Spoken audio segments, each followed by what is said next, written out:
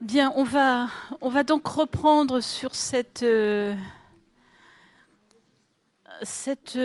fin qui ouvre, cette fin FIN. Donc, nous avons la chance et le grand privilège d'avoir Slobodan Milacic qui va donc faire la synthèse de nos travaux. Je vais donc très rapidement lui laisser la parole. Donc synthèse qui, comme chaque fois avec Slobodan, ouvre sur les perspectives à venir. Bon. Alors bonjour, d'abord pour ceux que je n'ai pas eu l'occasion de saluer personnellement. Pour les autres, je retire le bonjour que j'ai déjà adressé. Alors, comme je suis le dernier intervenant externe, disons, je trouve que l'occasion est bonne pour remercier le chef d'orchestre de cette manifestation, Madame Bergeron, qui a bien voulu m'attribuer ce rôle que je vis comme très ingrat, intéressant mais très ingrat. D'autant plus que je pense que je sais faire les analyses peut-être mieux que les synthèses. C'est pour ça que je ne ferai pas de synthèse. Parce que, après tout, on n'est pas payé pour ça. Mais je vais essayer, comme on dit dans le jargon des vieux pédagogues que je suis, essayer d'ouvrir quelques fenêtres, quelques larges fenêtres, même quelques portes vitrées, sur le champ qui nous a occupés aujourd'hui. Mais je tiens à vous remercier parce que vraiment, pour moi, j'ai accepté ce rôle comme un défi parce que je me suis dit, je ne connais pas particulièrement le domaine, je vais être complètement perdu dans ce débat techniciste, spécialisé, pointu.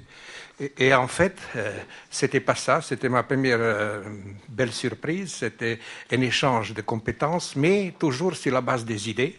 Ça débouchait toujours sur une idée qui m'ont aidé à rebondir, plutôt que sur un approfondissement pointilliste et technicien des différents aspects de ce champ de l'Erasmus en Europe démocratique, si j'ose dire. Alors, pour une poignée de secondes, d'abord, ce que cette synthèse ne sera pas, il ne sera pas la synthèse du type encore dominant des synthèses qu'on fait et qui, pour moi, sont vraiment encore mal pensées ou impensées, parce que la synthèse qui consiste à reprendre et à résumer ce que chacun des intervenants a dit, en les plaçant nécessairement dans une hiérarchie implicite par rapport au temps qu'on leur consacre et à l'énoncé qu'on fait à leur sujet, ça ne crée que des frustrés.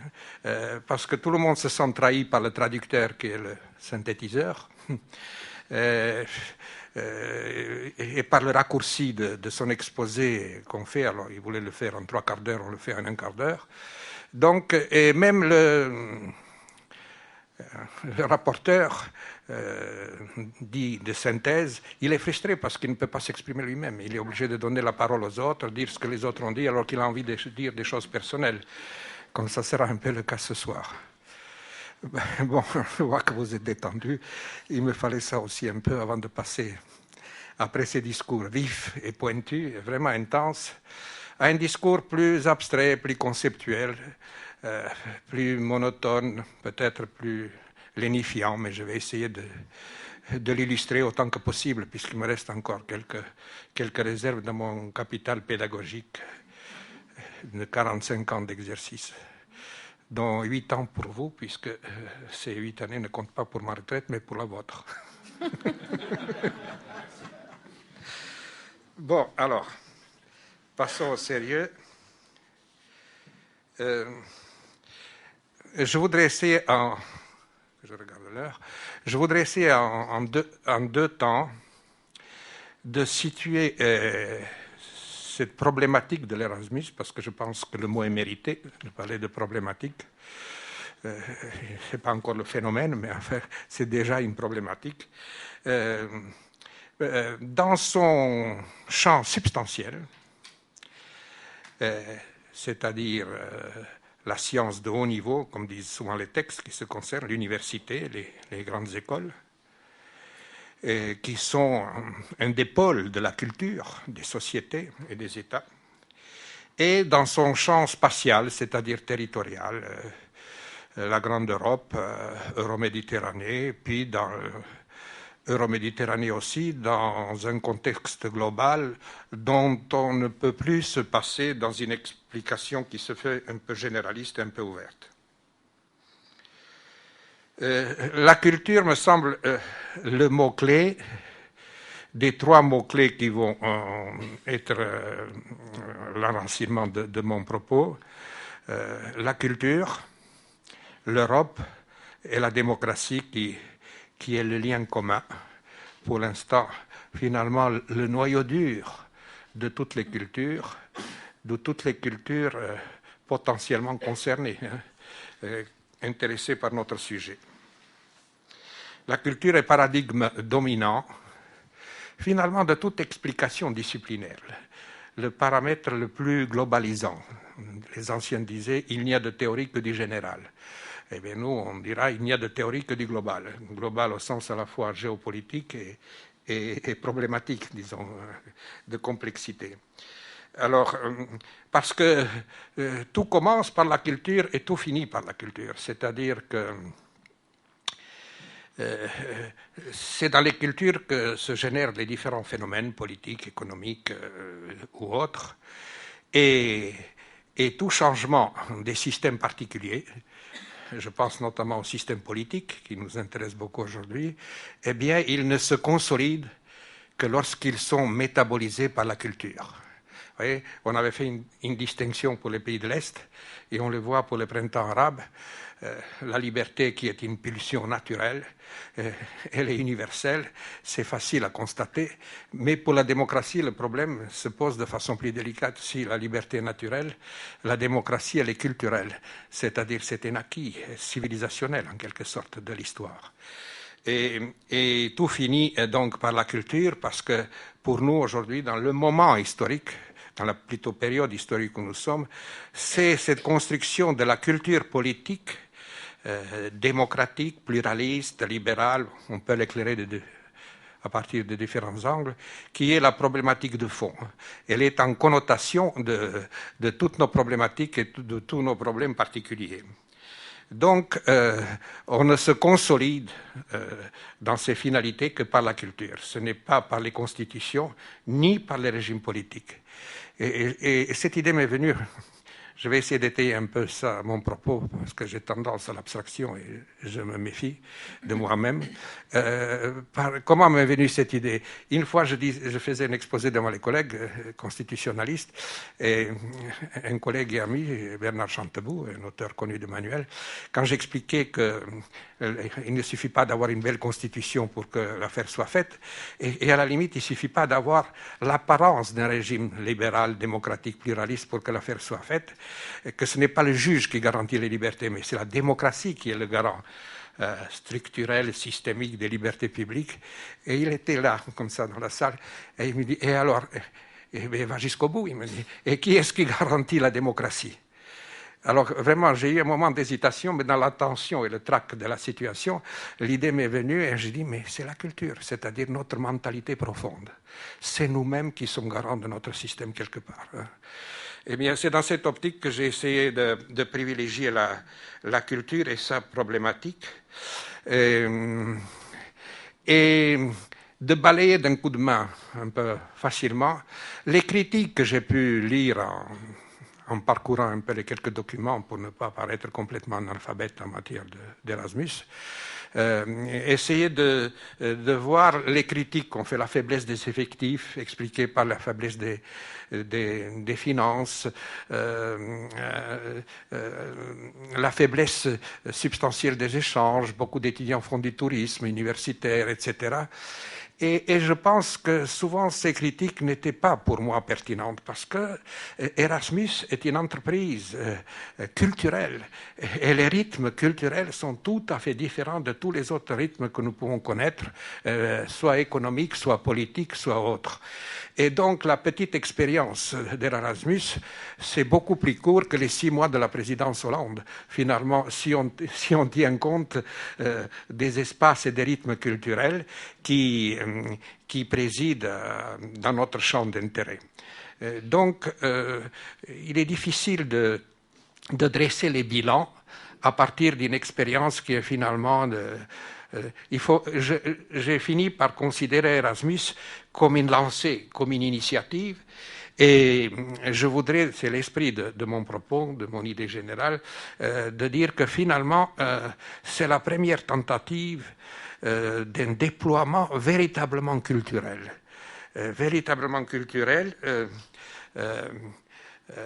Et non pas simplement académique, théorique ou discursif. Alors, je voudrais donc essayer de parler du champ substantiel sur lequel intervient l'initiative, ou l'institution, maintenant on peut le dire, d'Erasmus. Il est en plein dans ce qui est le noyau dur de la culture, c'est-à-dire non pas une connaissance, mais une expérience. Ça, ce sont vraiment les 2 mots qui me sont personnels et qui viennent non pas de mon cerveau, mais de mon ventre, de mes entrailles. C'est-à-dire que quand on m'a appris la culture, c'est-à-dire m'a enseigné la culture comme un concept analytique ou scientifique, c'est dire que je suis vieux, on m'a enseigné que la culture, un peu à la papa, la culture, c'était encore connoté à l'ancienne par les gens instruits, cultivés, et il y a les gens de culture et les autres. La culture se confondait dans une large mesure avec la connaissance. Et je pense que pendant ma génération, j'ai vu une véritable révolution du concept de culture. D'une culture connaissance, on est passé à une culture expérience. Une expérience qui implique la connaissance, qui implique les compétences, bien sûr, mais qui les dépasse largement. La conception qui nous gouverne maintenant, culture, c'est un sentiment vécu. Non pas comme une idée peut être vécue, quand on a l'impression de l'avoir métabolisée, mais vécu par une expérience. Ça, on a pu le voir déjà chez une certaine élite dissidente et critique, contestatrice dans les pays de l'Est. Il y avait des dissidents de très belle envergure intellectuelle qui ont risqué la prison et leur vie pour la cause de la liberté et de la démocratie. Ils avaient tout lu sur la démocratie. Ils s'étaient battus sur la démocratie, mais dans un contexte culturellement étranger, dans un contexte moniste, monopoliste, autoritaire ou totalitaire, peu importe, mais à l'opposé.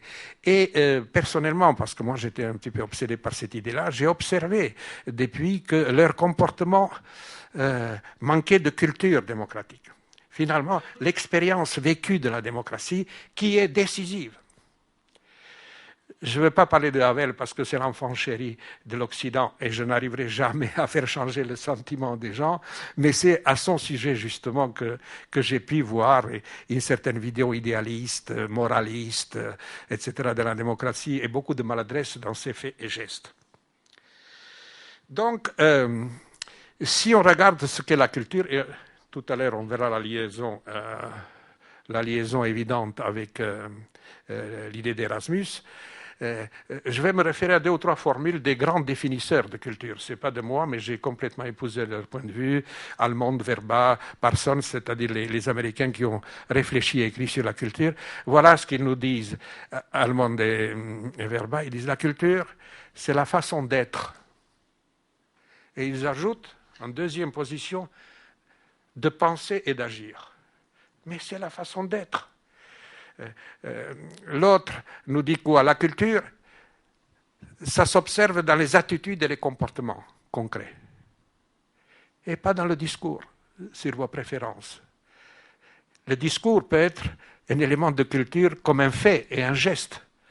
Le discours comme acte et non pas comme analyse théorique ou expression idéologique. Moi, lorsque j'enseignais ça, j'avais trouvé que la bonne expression qui avait frappé les étudiants, mais vous n'êtes pas des étudiants, je dis la culture, c'est le réflexe plus que la réflexion. Parce que la réflexion, on se la raconte à soi-même souvent. La réflexion, c'est ce qu'on voudrait être. Quelquefois, je ne vais pas entrer dans la psychologie, encore moins dans la psychanalyse, mais on n'est pas tout à fait sincère avec soi-même dans les discours que nous pouvons déployer pour les autres et pour notre fort interne aussi à la limite. Mais là, je frise une limite illégitime. Mais le réflexe, lui, ne trahit pas. C'est pour ça que le réflexe est beaucoup plus comportemental. L'attitude et le comportement, je pense que c'est une très bonne définition. Donc, c'est le côté vécu. J'ai rencontré une certaine sématique qui prend compte de ça. On parle de la culture dans l'AOF, on parle de la culture bien intériorisée. Et j'ai pu suivre de très près, de façon intime, l'évolution de ce qualificatif. Donc, vous voyez, c'est ça que je trouvais dans l'idée d'Erasmus. Les gens passent 6 mois, 1 an et 2 ans. Bien sûr, c'est bref. On peut, mais ils se sensibilisent à la différence. Ils se prédisposent à l'empathie. Ça suffit pour ouvrir une fenêtre, pour les meilleurs, disons, ou pour les plus ouverts, dans la mentalité des gens. Et c'est déjà une lancée à cet âge-là, surtout, pour manifester qui est la première qualité d'une culture démocratique et pluraliste qui me semble la plus productive, la plus intéressante, au moins pour nous, dans l'histoire. Je ne dis pas la seule, mais dans la hiérarchie des préférences. La culture, c'est ce côté vécu que rien d'autre ne peut remplacer. Et Erasmus, il lance cette expérience culturelle, c'est-à-dire de fréquenter un milieu et d'être sensibilisé par la différence. Et à partir du moment où vous êtes sensibilisé par la différence, s'ouvre un créneau mental, intellectuel et psychologique qui vous rend beaucoup plus perméable à la différence. Et c'est par là que commence le processus de compréhension, de rapprochement, avec la coopération et, à l'extrême limite, l'intégration. Mais le problème, à partir du moment où on a défini la culture, le problème pour nous, c'est de savoir comment envisager le problème de l'unité dans la différence. L'unité dans la différence, unité dans la diversité, dit l'aphorisme européen, qui est surtout vrai pour les cultures. Parce que l'idée fondamentale, l'ambition finaliste de l'Europe, c'est l'unité politique dans la différence culturelle.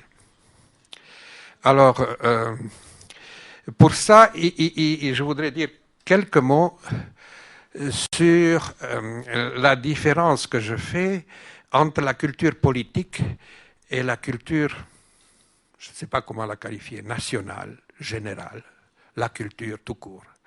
C'est-à-dire faire une place à part à la culture politique, qui est une culture spécifique et autonome, un peu comme l'est le politique lui-même par rapport à l'économique, comme il l'était. Aujourd'hui, il est phagocyté.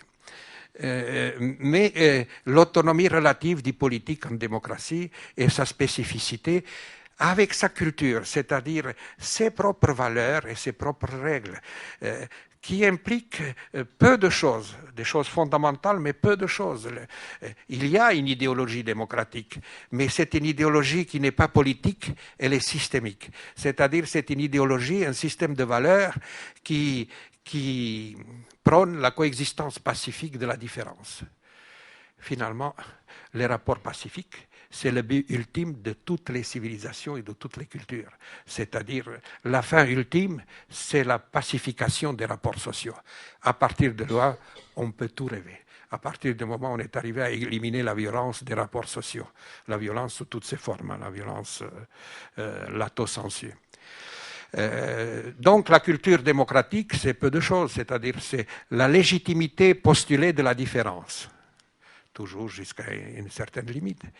Et c'est les valeurs induites, la tolérance, c'est le goût des idées. Le goût des idées par rapport aux valeurs.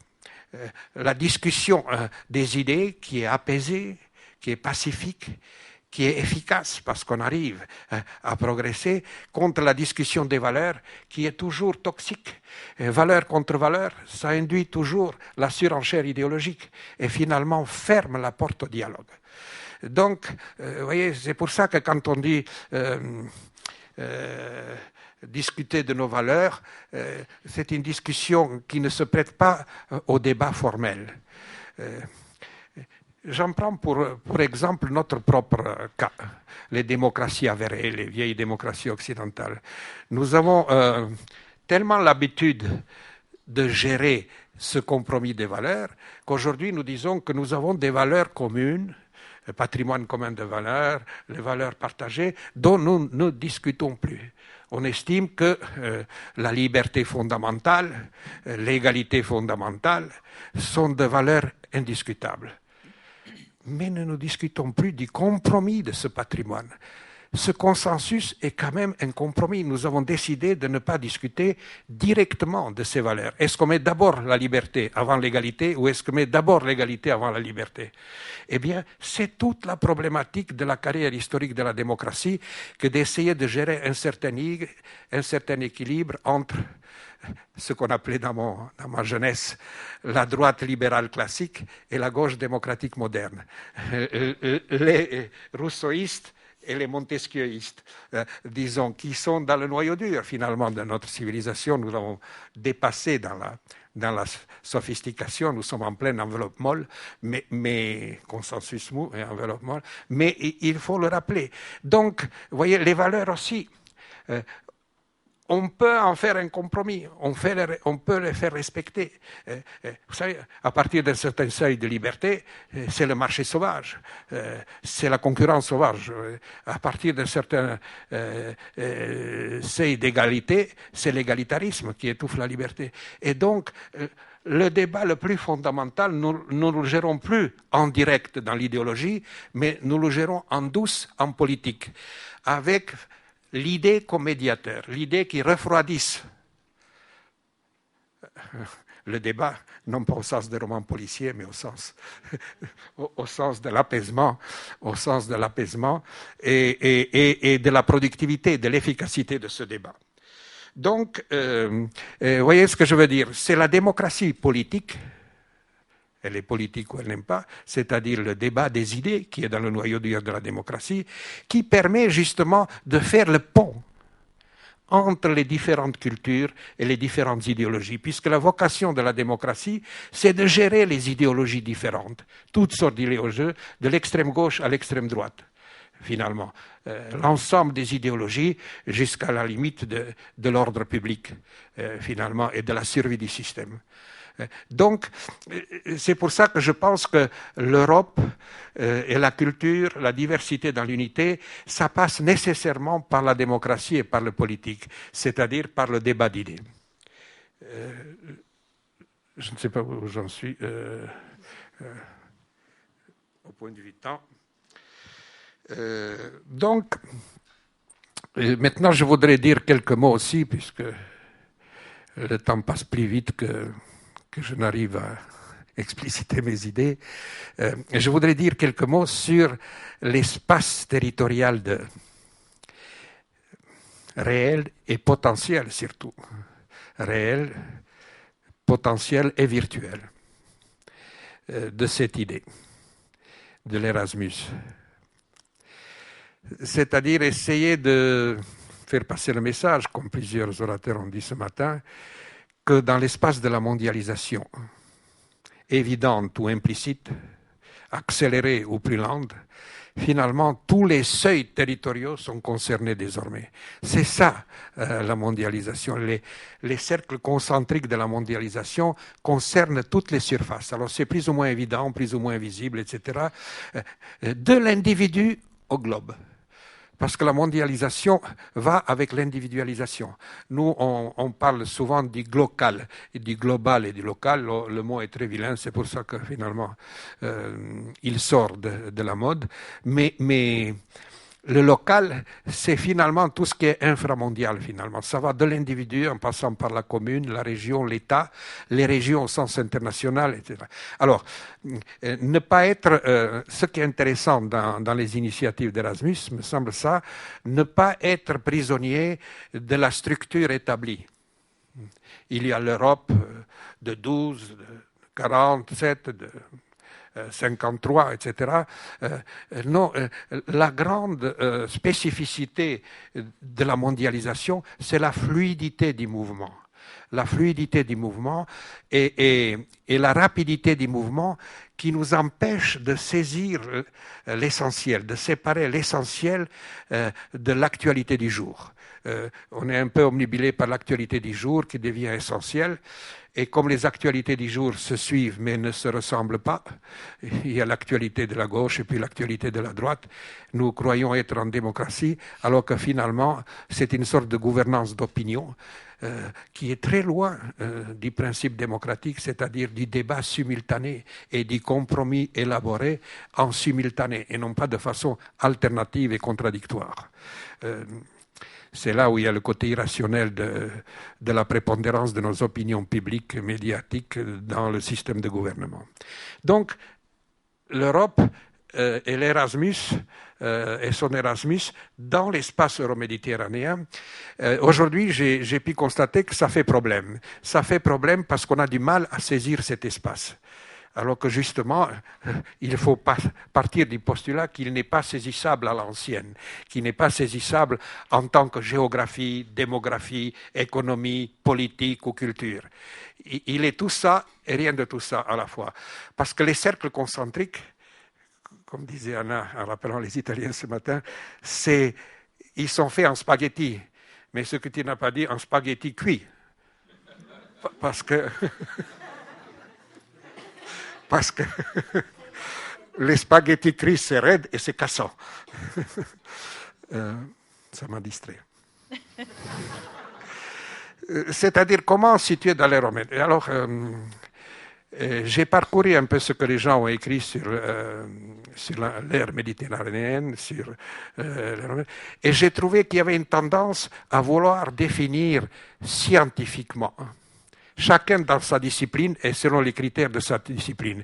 Les géographes ont élaboré 6 modèles très sophistiqués, je n'ai pas tout très bien compris tout le temps, mais 6 modèles très sophistiqués de l'ère méditerranéenne. D'autres ont élaboré d'autres modèles, en croyant que c'est l'ethnocentrisme disciplinaire, en croyant que l'histoire doit s'écrire selon les critères des disciplines scientifiques ou selon les critères de la rationalité.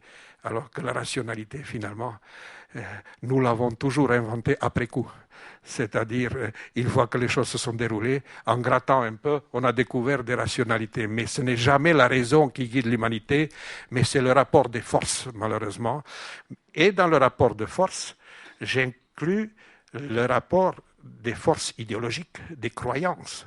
Le rapport des forces n'est pas militaire, démographique et économique, mais le rapport de force de conviction. Et ce rapport de force est imprévisible. Qu'est-ce que c'est l'Euroméditerranée dans 10 ans? J'aurais bien vous donner rendez-vous dans 10 ans. Hein. Mais vous serez avec nous dans 10 ans. Oui, il vous entend.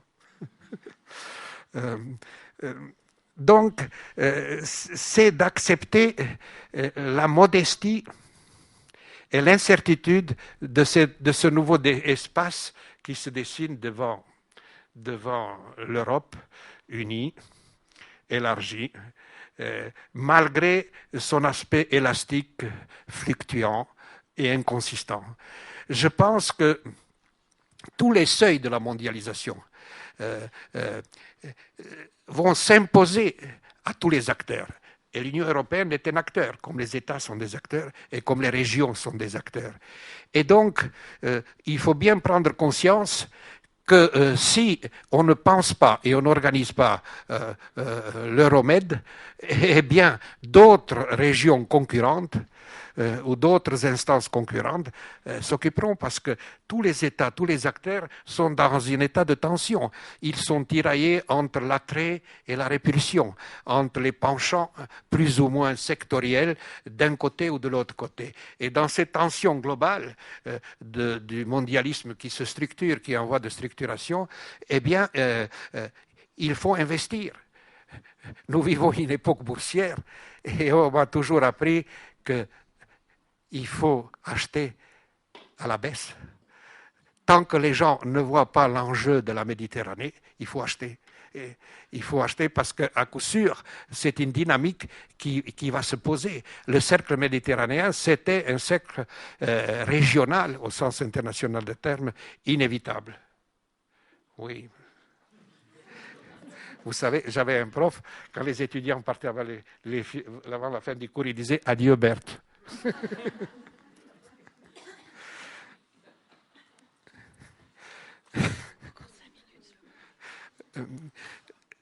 Donc, je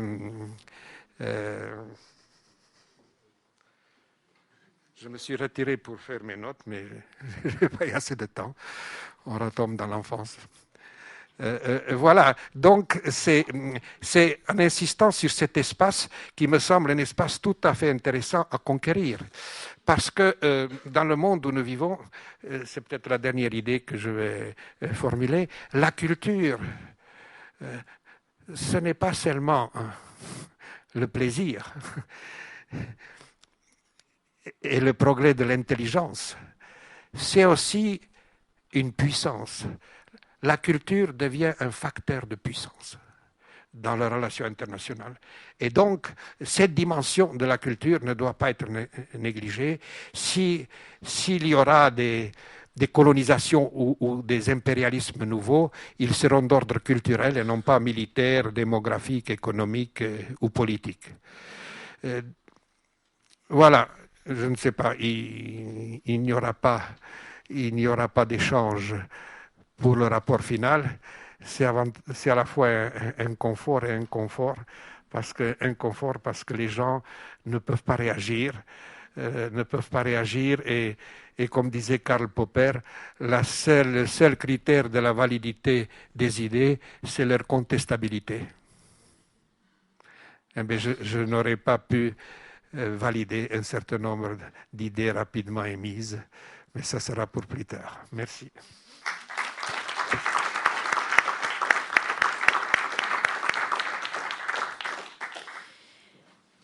Merci Slobodan pour cette magnifique intervention qui nous laisse non pas des fenêtres, mais des portes immenses que vous nous ouvrez une fois encore. Culture, Europe, démocratie, qui sont ces mots qui nous rassemblent, qui nous sont chers et qui sont forts à toute l'équipe qui a eu la volonté de créer Erasmus Expertise. Comprendre, rapprochement, unité dans la différence. Merci Slobodan, c'est vraiment d'immenses fenêtres que vous nous ouvrez, et nous allons continuer d'avancer sur ces voies. Je ne serai pas longue, vous avez eu une longue journée tous. Merci de nous avoir accompagnés tout au long de cette journée. Merci de nous avoir fait profiter de vos idées, de vos remarques, de vos questions. Un merci tout particulier parce qu'on ne les a pas entendus, mais ils étaient bien là, présents depuis plusieurs jours aux étudiants qui m'ont accompagné sur le comité d'organisation de ce colloque. Bekele Ofembe, qui vient de loin, de l'université de Kinshasa, et que j'ai le plaisir d'accompagner dans ses travaux de thèse, et qui travaille sur la réforme de l'enseignement supérieur en République démocratique du Congo. Et croyez-moi, c'est un chantier, il ne me contredirait, je ne crois pas qu'il va me contredire. Merci également à Inès Poincinet de Sévry et à Doriane Vidot étudiantes en licence 3 à Bordeaux 4 pour leur efficacité, leur discrétion. Et encore une fois, si nous avions besoin de motivation pour avancer, c'est bien dans les apprenants que nous trouvons toute cette dynamique qui nous conduit autour d'un mot-clé qui est celui de la connaissance. Un merci encore tout particulier à vous tous intervenants qui vous êtes mobilisés pour qu'aujourd'hui on ait le grand bonheur d'avoir rassemblé à la fois le Moyen-Orient, la Méditerranée, les Balkans. Vraiment, on ne peut qu'avoir envie de continuer, je crois, après cette journée. Donc je terminerai par ce mot que j'ai déjà eu l'occasion de dire, je crois, à midi, qu'Erasmus expertise vive, et nous ne pourrons vivre et avancer que grâce à vous. Donc un grand merci, et nous allons juste terminer par quelques mots de lecture en hommage à nos collègues libanais ici présents. Oui, je voudrais, si vous le permettez, lire un texte très court. Régis, pour l'enregistrement. Je voudrais lire un texte très court qui a été proposé par le groupe de dialogue interculturel constitué à l'initiative de la Commission européenne. Et c'est un document sous le titre de « Un défi salutaire ». Comment la multiplicité des langues pourrait consolider l'Europe, qui vient un peu en réponse à tout ce qui a été dit. Et ce groupe de travail était sous la présidence de Amin Maalouf, l'écrivain que nous connaissons tous et dont la finesse et l'intelligence d'esprit nous est familière lorsque nous le pratiquons. Et je voudrais vous lire ce très beau passage qui est empreint de ce que nous attendons justement de notre travail ici, c'est-à-dire d'un très bel humanisme. Tout au long de nos travaux, nous avons été animés par la ferme conviction que l'entreprise engagée par l'Europe depuis la fin de la Seconde Guerre mondiale est l'une des plus prometteuses que le monde ait jamais connues, et en particulier qu'une gestion efficace de notre diversité linguistique, culturelle et religieuse fournirait un modèle de référence indispensable à une planète tragiquement affectée par la gestion chaotique de sa propre diversité. Voici une phrase qui peut nous redonner du courage.